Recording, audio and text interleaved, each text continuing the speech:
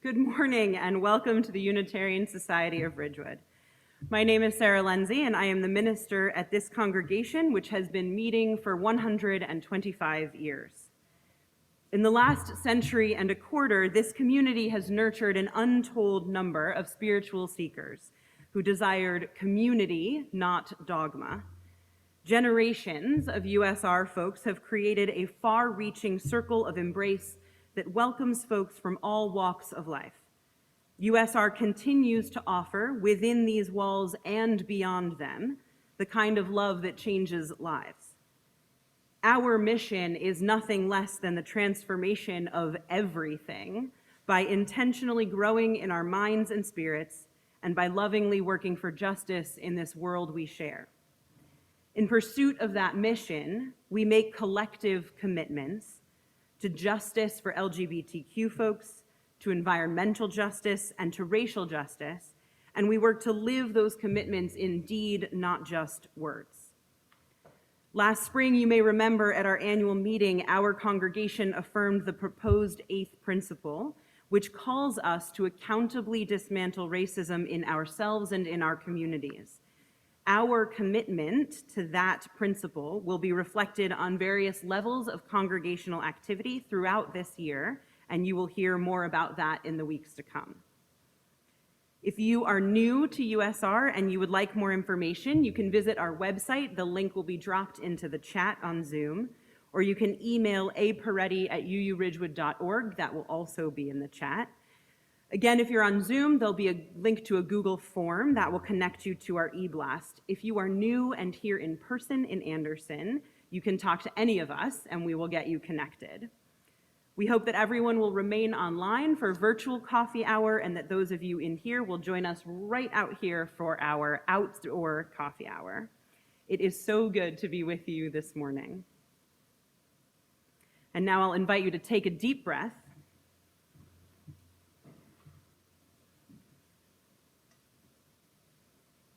Here in this moment, here in this space, there is room for you, all of you, for your body, your mind, and your spirit, for your questions, your fears, and your doubts, for your love, your joy, your hopes. Breathe and be here now. Your whole self welcomed, your whole self loved. Breathe and listen.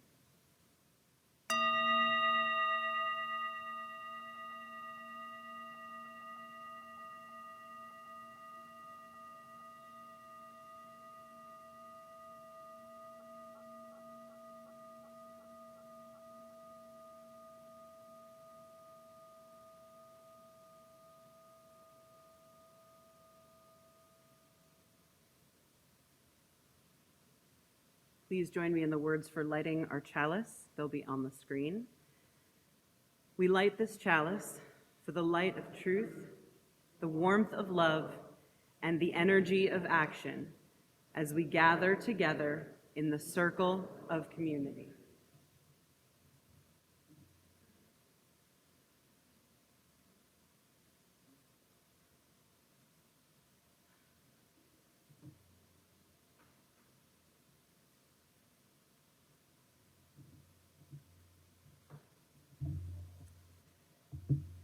This past week, Jewish folks the world over observed Yom Kippur, the Day of Atonement.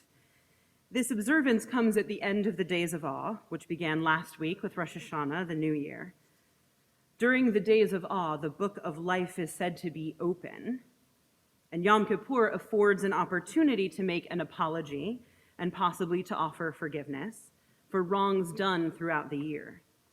It's a day of prayer and supplication to God, but it is also a time for turning to friends and neighbors, long ago acquaintances, relatives and loved ones, in order to apologize for missteps, misdeeds, misunderstandings, rifts. It's a time to take stock and to speak honestly. You may have noticed, if you've been around a few years with me here, that I tend to preach about Yom Kippur every year. We don't, in UU congregations, always talk about every holiday in every tradition, and depending on who your minister is at any given moment, you might hear more about the Buddha's birthday, or about Eid, or about Diwali. But you have me, so you get this. I didn't grow up celebrating Yom Kippur. I grew up with Passover and Hanukkah. That was about it, not the High Holy Days. It wasn't until graduate school, really, that I developed an understanding of this particular time in the Jewish liturgical cycle and developed a deep appreciation for its power. Even though it wasn't a part of my own secular Jewish Unitarian Universalist upbringing, and though in fairness, I don't celebrate it now in its fullness, I can't imagine a fall when I won't want to preach on Yom Kippur. It has deep value, and that value, to my mind, lies in institutionalizing, ritualizing, annualizing an opportunity to set right what we have done wrong. Each year, I connect the dots more in my mind and in my heart, understanding the depth of this opportunity. This year, I keep coming around to the ways that forgiveness, truth, theology, and our self-worth intertwine. And so we gather this morning, just days after many observed this holy time, to think about why our apologies matter and what our capacity to ask for and offer forgiveness says about our beliefs about ourselves, about this world we share, and about the deeper truths we so badly want to access. With minds open, hearts yearning for meaning, spirits reaching out for connection, we gather together this morning.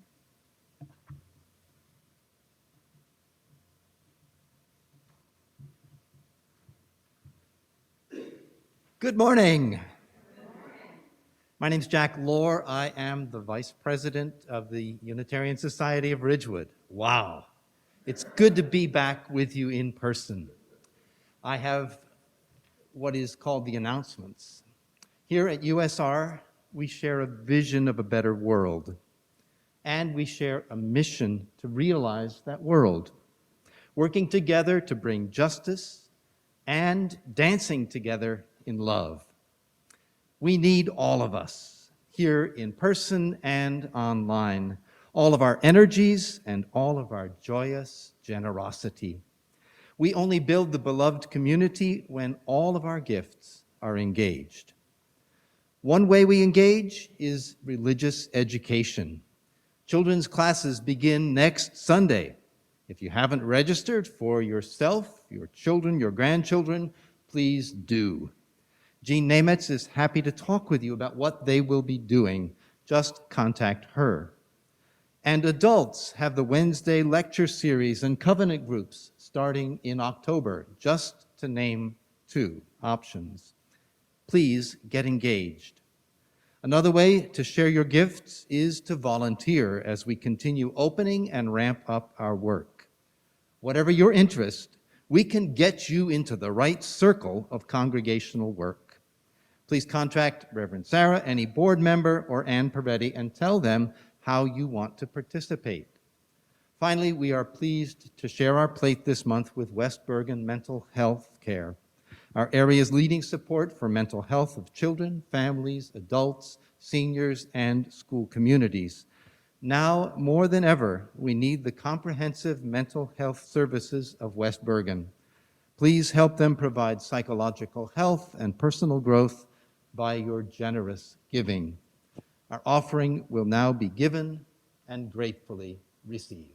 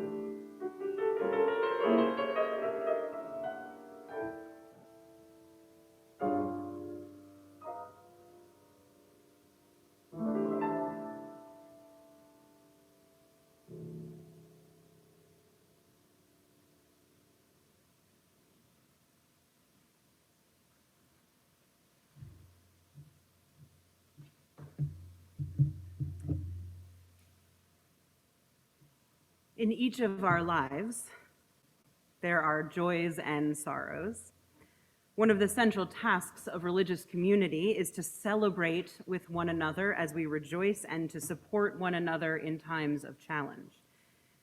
This is the moment in our service when we bear witness to one another's joys and sorrows. And so, at this time, if you filled out a card in Anderson, Anita will take it from you. You can lift it up. And at home on Zoom, if you'd like to write into the chat, then we can share. We're experimenting today. Okay, so the chat, this is the time where the chat is devoted to joys and sorrows.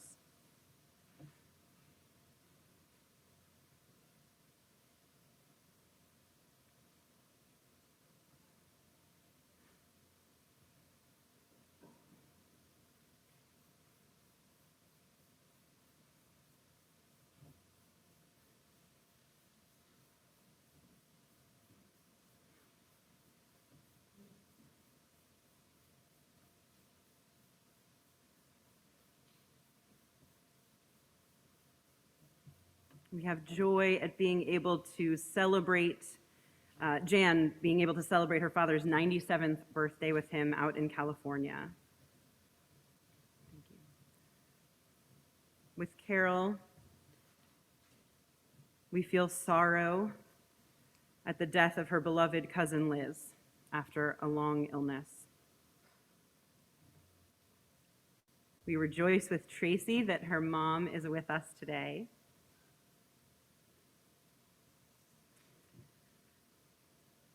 We feel sorrow at the loss of a sister and a husband, but joy in children and grandchildren.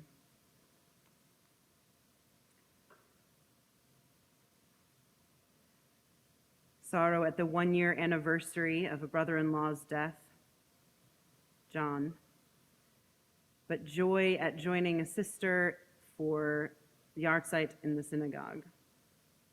No, that's not right.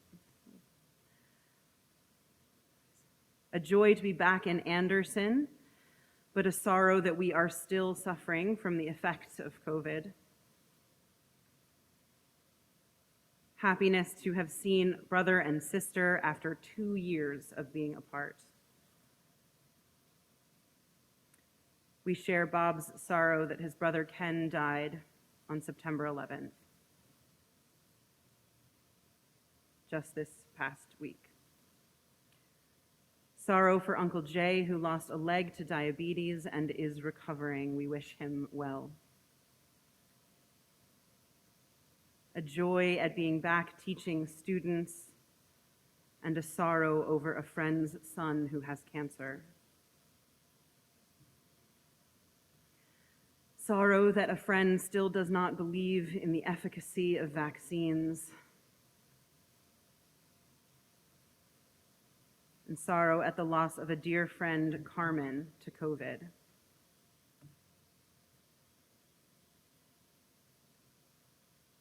There is joy that Candace, Will's daughter, and son-in-law Sean are present today with Libby.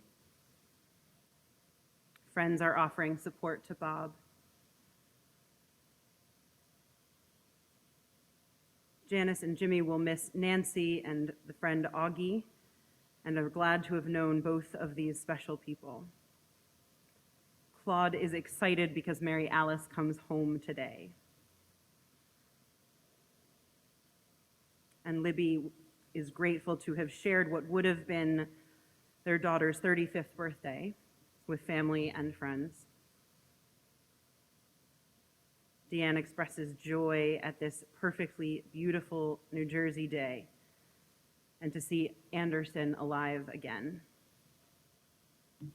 And Elizabeth offers sorrow and expresses, as we all do, that we will miss Nancy Petrie dearly.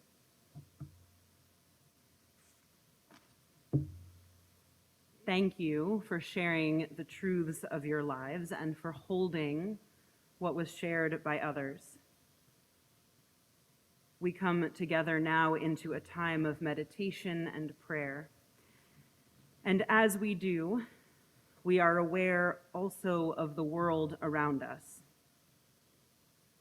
Our hearts break for the Haitian migrants flooding the border in Texas in the wake of natural disaster and political unrest on the suggestion of false information. They have been arriving and will be made to leave.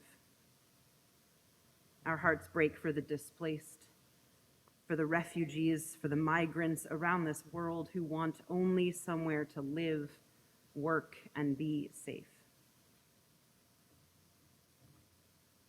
We are also mindful that 10 years ago, Occupy Wall Street began, a movement that strove to narrow the enormous wealth inequality divide. And we are aware that to this day, there is a shocking distance between the ultra-wealthy and the average human, here at home, and even more starkly when we take into account the world. We remember this morning that perspective is everything, and that it is so easy to lose that perspective when we live with privilege. Holding our community and our world close, I invite you to settle into your space as comfortably as your body can.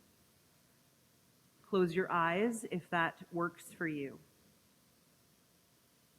And as your body and heart allow, take a deep breath in through your nose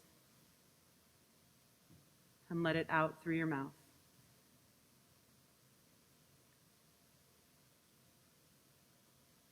Time for quiet is so important.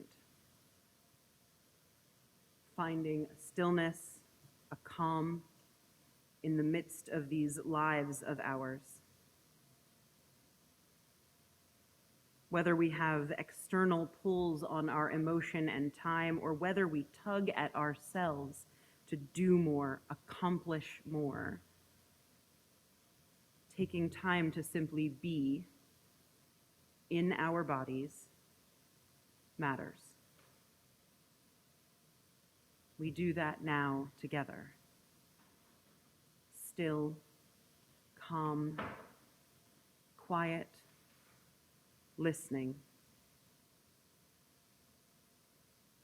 breathing and listening. There is a truth deep inside. Sometimes we call it the voice still and small.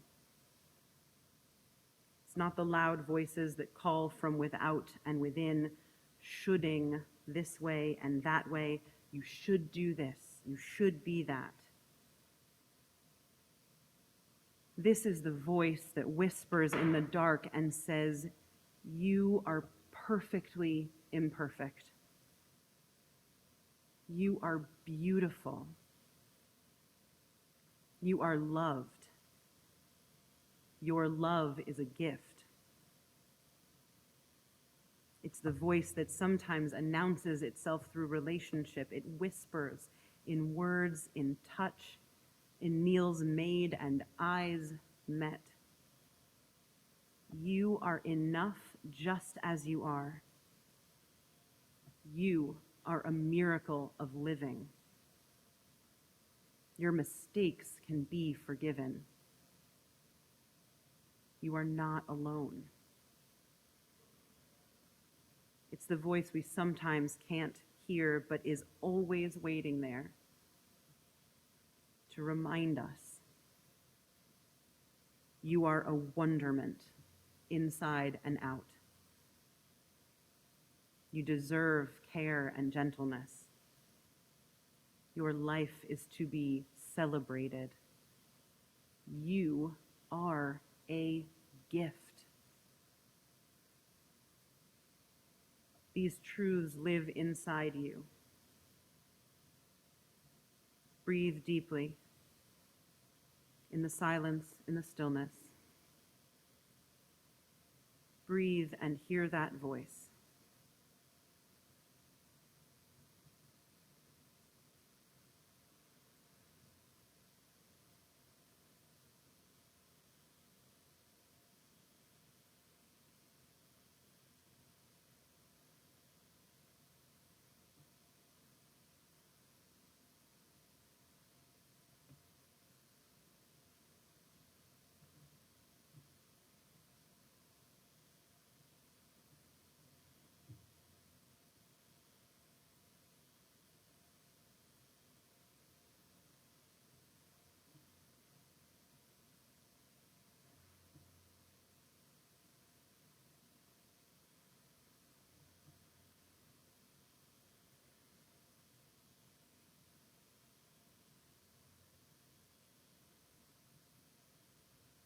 Take a deep breath.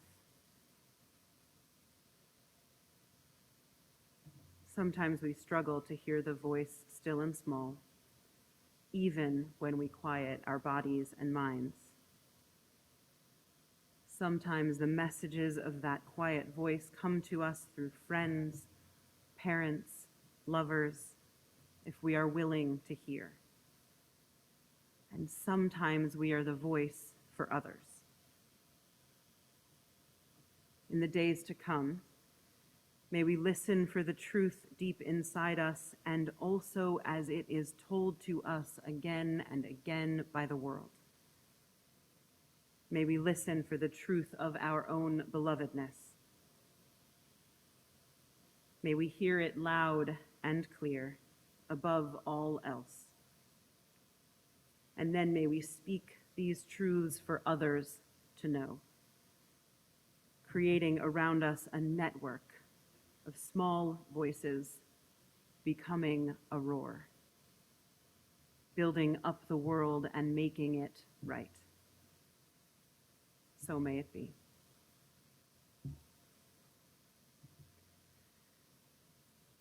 This morning, our reading is from the book of Jonah.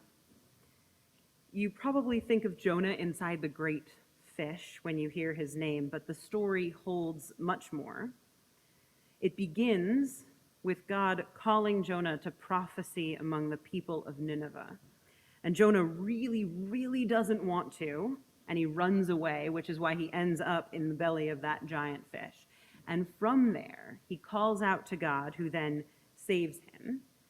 And it's then, at the beginning of chapter 3, that we enter the story for our reading this morning. Then the word of the Lord came to Jonah a second time.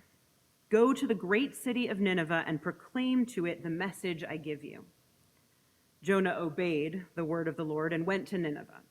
Now Nineveh was a very large city. It took 3 days to go through it. Jonah began by going a day's journey into the city, proclaiming, 40 more days and Nineveh will be overthrown. The Ninevites believed God. A fast was proclaimed, and all of them, from the greatest to the least, put on sackcloth. When Jonah's warning reached the king of Nineveh, he rose from his throne, took off his royal robes, covered himself with sackcloth, and sat down in the dust. This is the proclamation he issued in Nineveh. By the decree of the king and his nobles, do not let people or animals, herds or flocks taste anything. Do not let them eat or drink, but let people and animals be covered with sackcloth. Let everyone call urgently on God. Let them give up their evil ways and their violence. Who knows? God may yet relent and with compassion turn from his fierce anger so that we will not perish. When God saw what they did and how they turned from their evil ways, he relented and did not bring on them the destruction he had threatened. But to Jonah, this seemed very wrong, and he became angry. He prayed to the Lord, "Isn't this what I said, Lord, when I was still at home? That is what I tried to forestall by fleeing to Tarshish. I knew that you are a gracious and compassionate God, slow to anger and abounding in love, a God who relents from sending calamity. Now, Lord, take my life away, for it is better for me to die than to live." But the Lord replied, "Is it right for you to be angry?"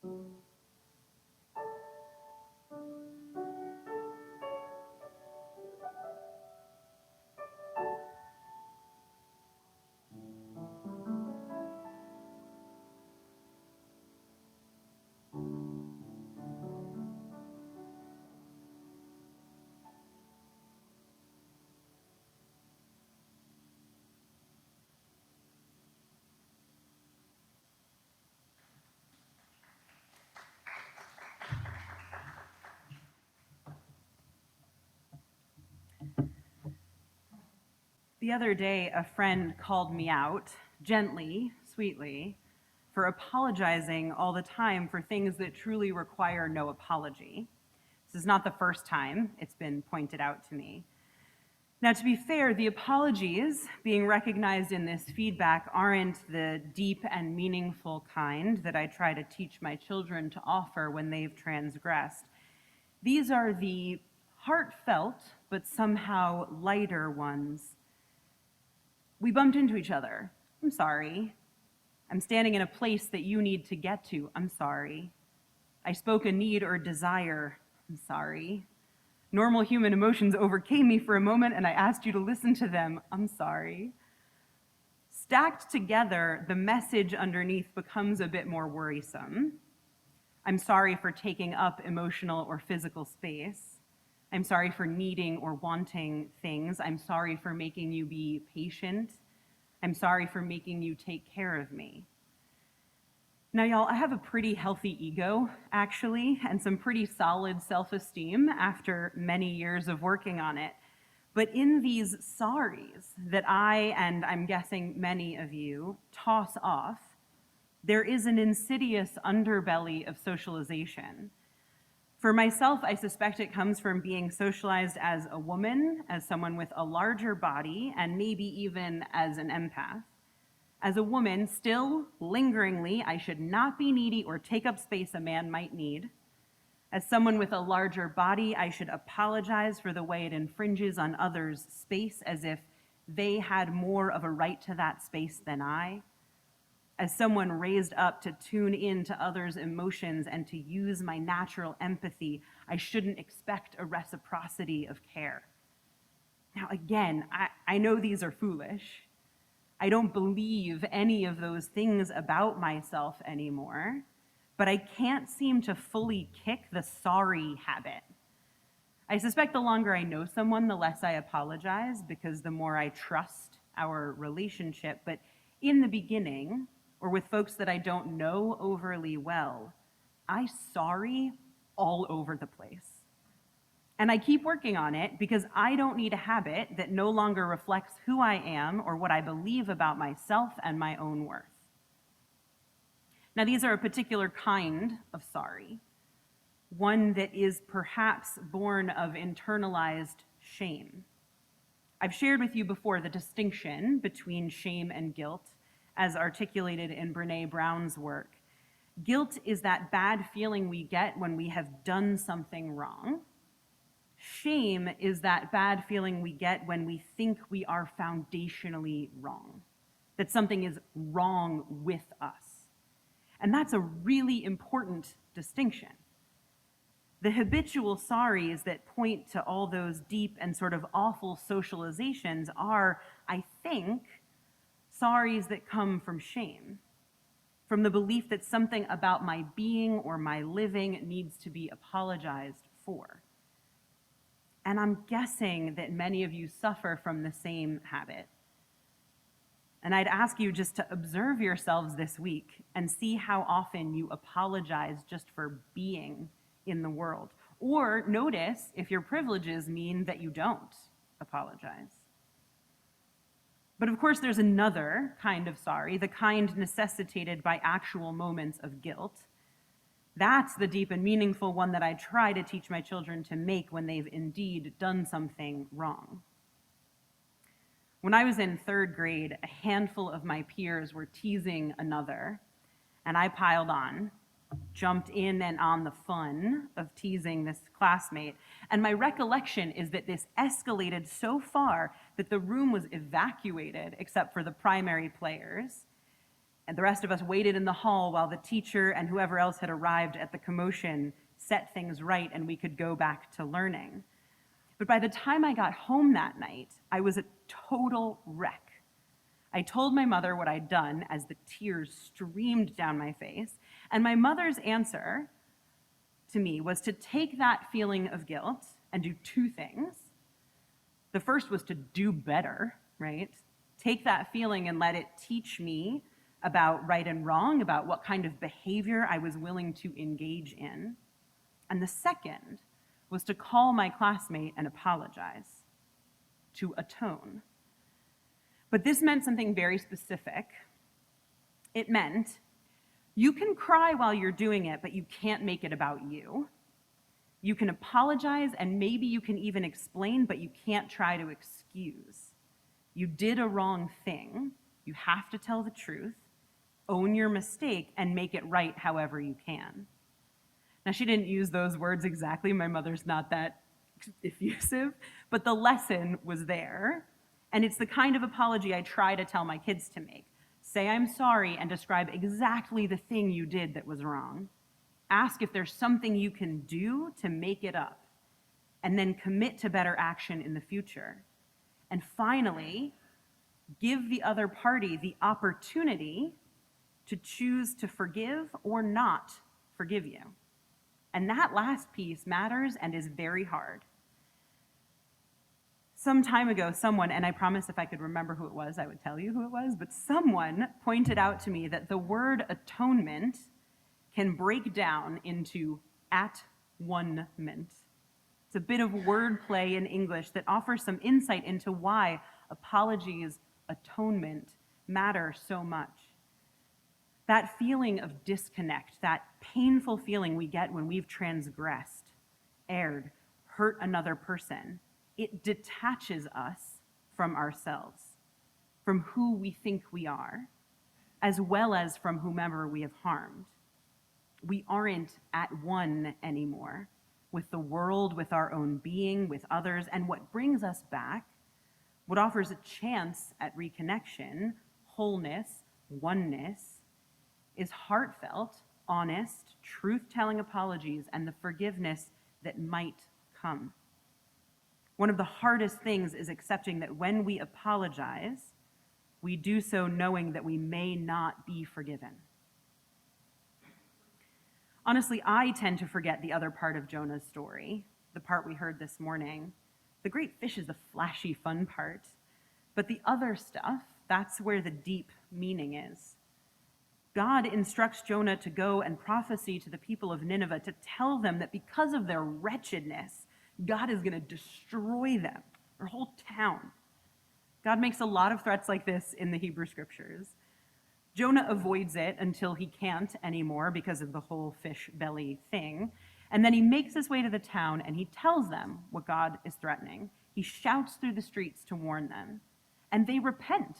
They atone. They change their ways. They put on the sackcloth, cover themselves in ashes, and they fast, and they see the error of their sinning humanity. And God, with mercy and compassion, we can debate the compassion of the initial threat for sure, but at this point, with mercy and compassion, God, seeing their atonement, forgives them.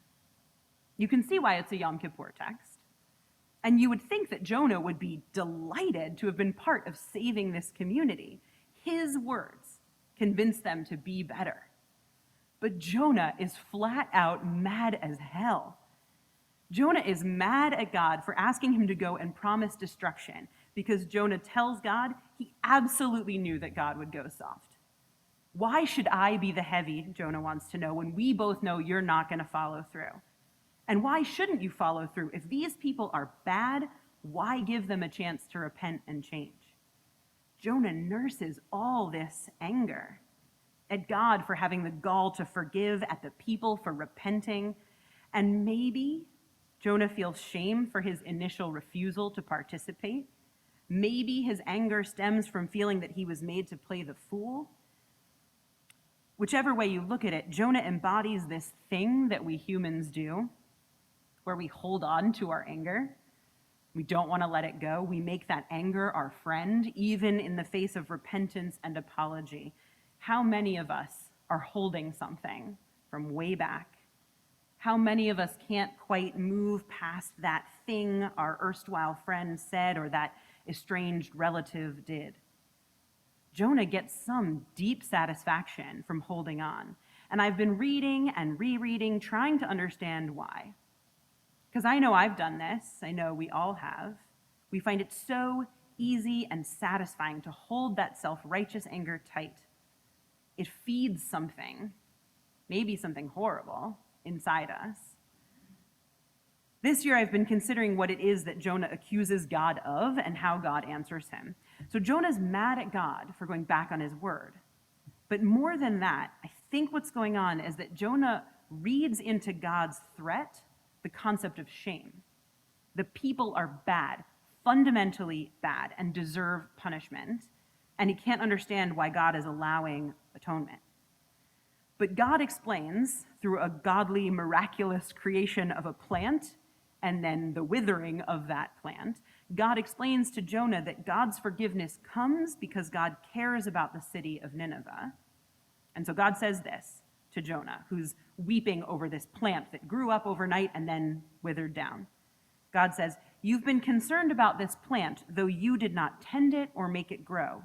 It sprang up overnight and died overnight. And should I not have concern for the great city of Nineveh, in which there are more than 120,000 people who cannot tell their right hand from their left, and also many animals?"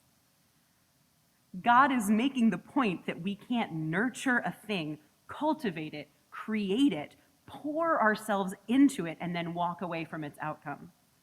The relationships that we make and create, the love that we give and share, it all has meaning, creates real threads of existence that we are accountable to. And there is a chasm between being fundamentally bad and doing bad things. There's a difference in God's eyes between righteous, unrelenting anger and holding someone accountable with compassion and mercy. The first destroys, ruins, but the second nurtures, builds trust, and deepens relationship. God is angry and asks Jonah to join in that anger and the demand that people atone, take responsibility, and be accountable. But in God's eyes, they are guilty, not broken. And that's where Jonah misses the point. The people did a bad thing, and God can forgive because what God can't do is forget about the lives and needs and truth of the people of the city that God has nurtured and created. The God of this story loves its own creation and wants the best for it. Now, you know that I don't believe in the anthropomorphic God of Scripture, but I do believe in the truth we can find there. And what this God does is resonates with so much of what I and other parents I know these days try to do, which is make that very careful distinction between, hey, you did a bad thing, and hey, you are bad. The God of this story is initially a threatening one, and we're right to take umbrage at that, but the God of this story is also a forgiving one. And this is the important thing. That doesn't translate into license to do whatever we want. And we universalists know this better than anyone. God as parent is our universalist theological inheritance, and so often it has been used against us. The accusation leveled that a forgiving and loving God ruins our desire to be good, that without the threat of damnation, we will all just run amok through the world. But if you ask anyone with a loving and forgiving parent, but a parent that's not permissive, I think you'll find the assumption is false. Assured forgiveness and salvation, the theology of our ancestors, was not the basis of a laissez-faire system, but rather the basis of a system of accountability. Accountability to each other, to God, to the deepest truths contained within each human heart.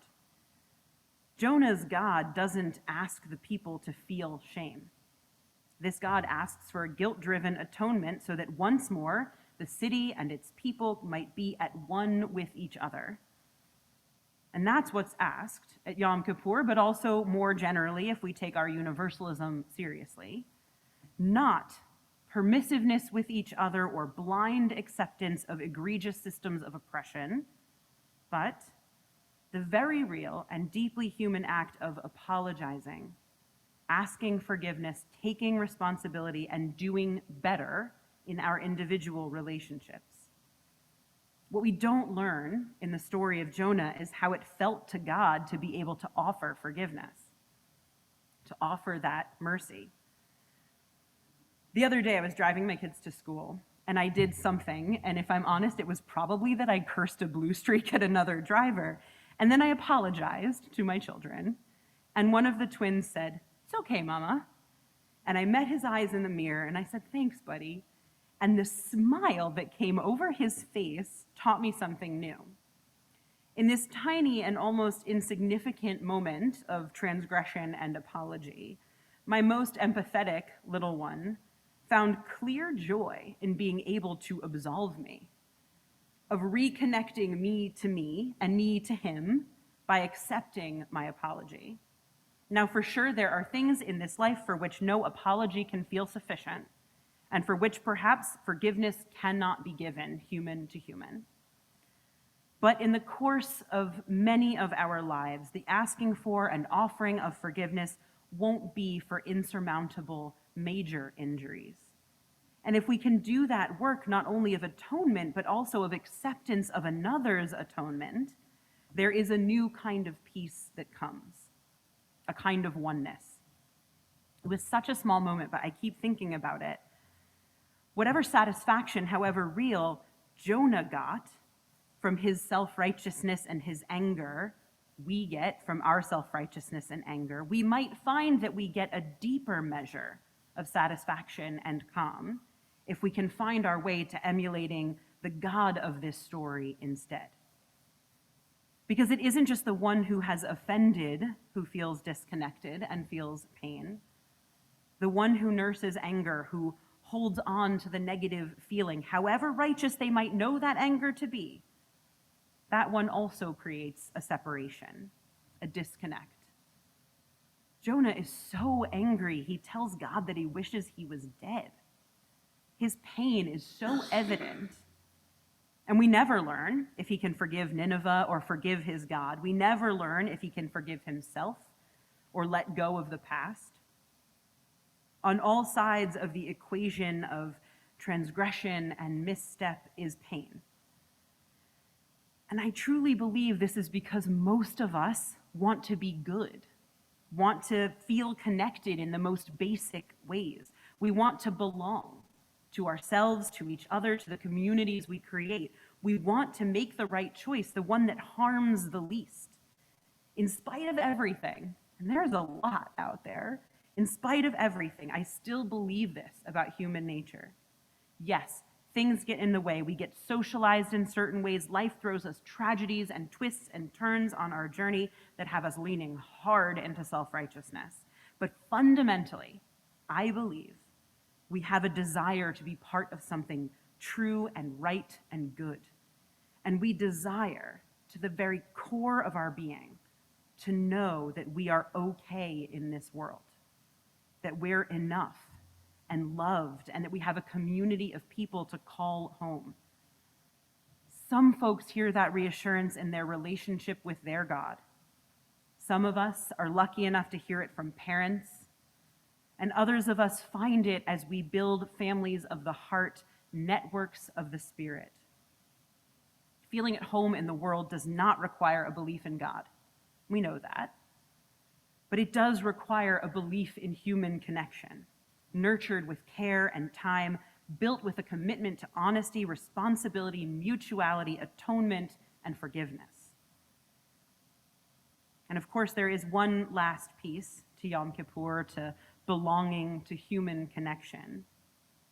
All of that requires not only that we ask each other for forgiveness, but that we also forgive ourselves for our mistakes, for our missteps, for the shame we have internalized, for the guilt we have let overwhelm us, for the divisions we have created and perpetuated, for the times we have run away from the thing we are called to do, for the times we have nurtured anger, for all the ways we've caused ourselves and others to feel disconnected from the deepest truths of our lives.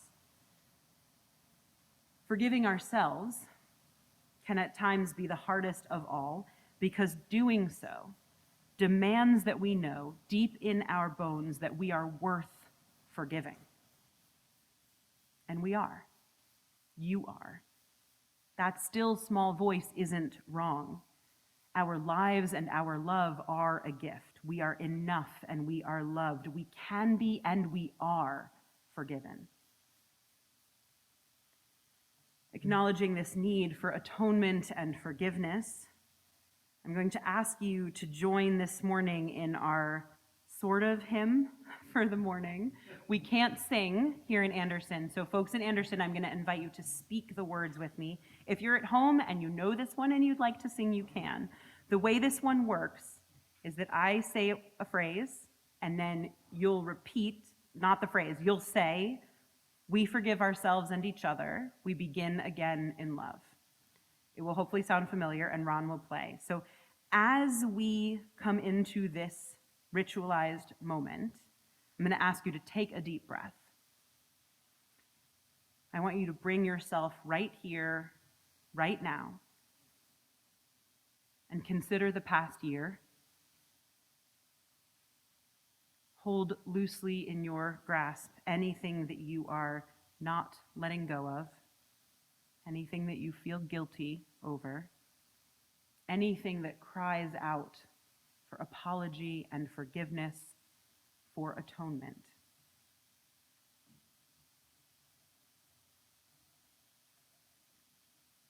We forgive ourselves and each other. We begin again in love. For remaining silent when a single voice would have made a difference. We forgive ourselves and each other. We begin again in love. For each time that our fears have made us rigid and inaccessible, we forgive ourselves and each other. We begin again in love. For each time that we have struck out in anger without just cause, we forgive ourselves and each other. We begin again in love. For each time that our greed has blinded us to the needs of others, we forgive ourselves and each other. We begin again in love. For the selfishness which sets us apart and alone, we forgive ourselves and each other. We begin again in love. For falling short of the admonitions of the Spirit, we forgive ourselves and each other. We begin again in love. For losing sight of our unity, we forgive ourselves and each other. We begin again in love.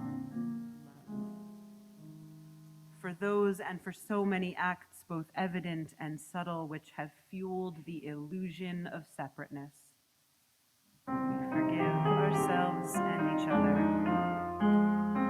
We begin again in love. We forgive ourselves and each other. We begin again in love. So may it be. Please join in the words for extinguishing the chalice. They'll be on your screen.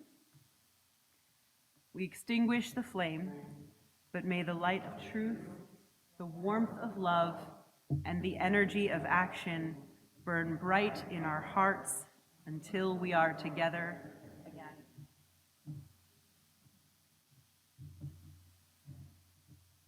We begin again from quiet and stillness, from the ground of our beloved being, with hope and with the commitment to do better each and every day, more fully embodying the truths our hearts know. Go in peace.